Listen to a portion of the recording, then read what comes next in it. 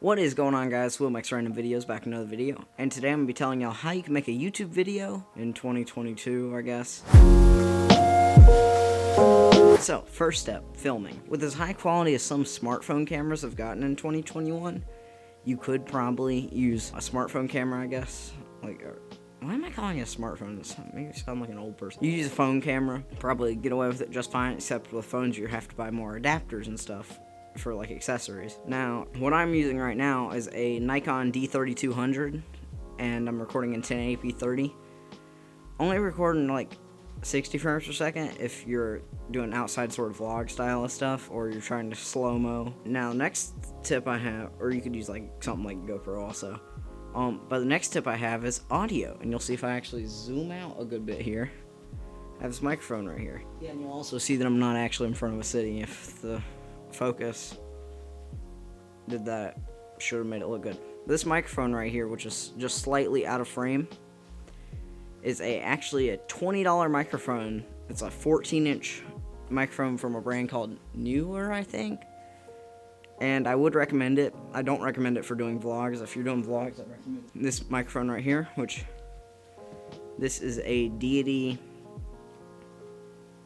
D4 Duo. I have a video on it. Video will be right up here, I believe. But don't check that out just yet. You could also boom that microphone too. It's just, that's how you can capture microphone audio, and it'd be good high quality microphone audio. I don't recommend using the microphone on the actual camera itself, mainly because it captures a bit more things, and also you'll notice you probably can't hear my autofocus that is very squeaky. I can hear it right now, but you probably can't because this microphone blocks noise coming from like behind it, because I have it angled towards me and directly above me. Okay, but now, lights. I'm using a set of two and another additional light in the background.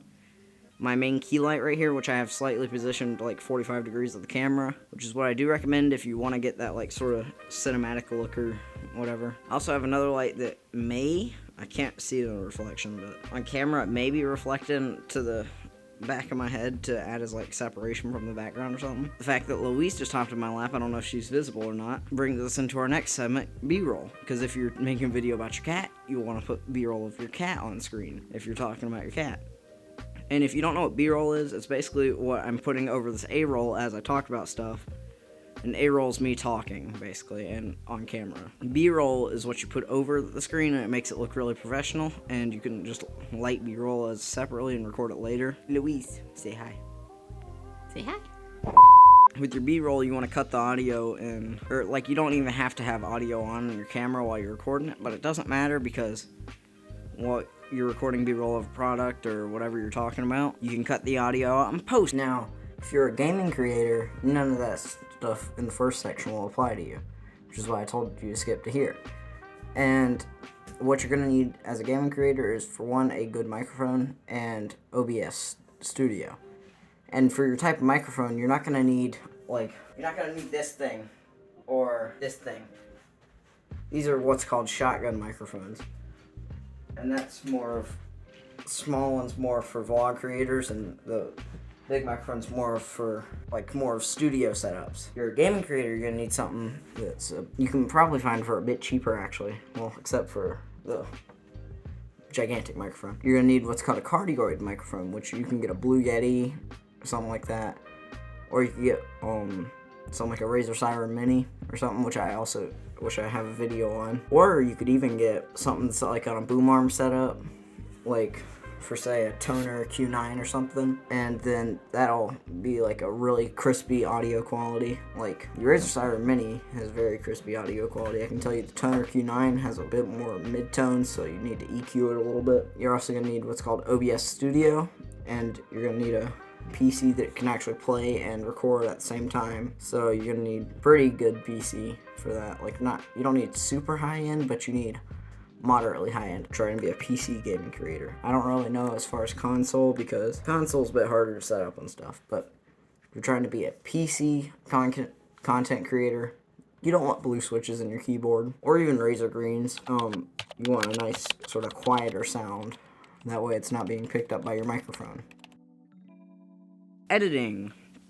And in editing, you can do many things, like add effects and sound audio and you can cut out certain stuff. With editing, you're gonna need a pretty decent computer. Like, you could probably use an office PC, but I don't recommend it. And the editor I use is Davinci Resolve 17 Studio because I have a macro pad for it. Don't download the studio version because that is the expensive software. The free version will have like all the stuff except for minus some effects. And literally the studio version also just accesses you to higher resolution footage like 12K and stuff. Nobody on the average YouTube person is going to be recording in 12K, like maybe 8K for some people like Linus Tech Tips and stuff. Cat hairs everywhere now. Got cat hair in my microphone and crap. Okay, anyway, with Davinci Resolve 17, I've made tutorials on how to do stuff in it, but there are many other YouTubers who also make tutorials, including Casey Ferris, Jamie Finn, George Hermans, and Mokwaz Kwazi. They've all made great tutorials on Davinci Resolve, and one of them, George Hermans, he doesn't really make too many videos on Davinci Resolve, but he makes a lot of videos on other stuff that I recommend you go check out because they are very high quality. Alright, now in order to make a thumbnail that looks good for your YouTube video, and if you don't know what a thumbnail is, it's what you saw when you clicked on this video, the box that popped up showing like a preview of what's going to happen in the video or whatever. That's called a thumbnail. And you can actually design those and upload them. YouTube doesn't automatically make them, if you didn't know. Now if I just drag Google tab over here, we're going to go Photopea. And then in Photopea, you can do a bunch of stuff. It's like, okay, but anyway, so we're going to go new project. And then we're going to make sure our width says 1280 by 720 because that's the thumbnail resolution for YouTube. And we're going to make sure our background's transparent. We're going to create. And then, now we're created. Yours may be a lot more zoomed in than mine, but since I'm on a 4K monitor right now, I have to figure out how to zoom in. Oh, okay, so you can hold Alt and use the mouse wheel to zoom in.